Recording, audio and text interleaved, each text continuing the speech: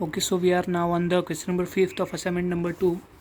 In this, it is given that a boy of mass 60 kg is standing over a platform of mass 40 kg placed over a smooth horizontal surface.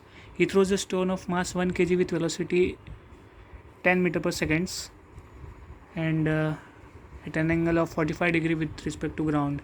So we need to find the displacement of the platform on the horizontal surface when the stone lands on the ground.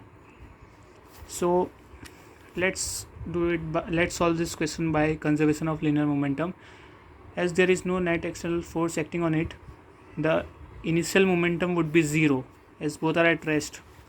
Final momentum would be mass of stone into its velocity, that is 10 cos 45 degree. This we are taking in x direction, that is equal to mass of boy plus mass of platform into velocity of v.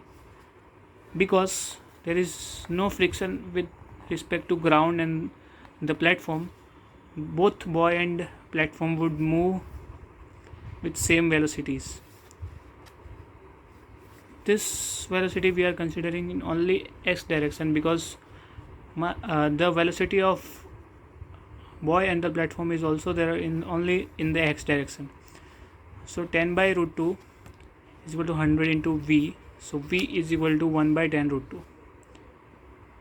So what is the time of flight of the stone after which it would reach the ground? So we know that it is 2u sine theta upon g.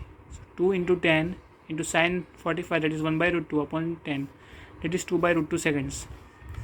So distance which the stone travels, that is velocity into time of stone, and it is 1 by 10 root 2 into 2 by root 2, that is 1 by 10, that is 0.1 meter.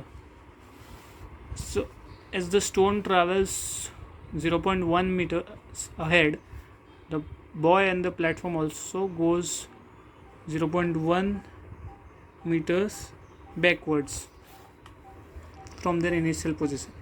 So it is written as minus 0.1 meters.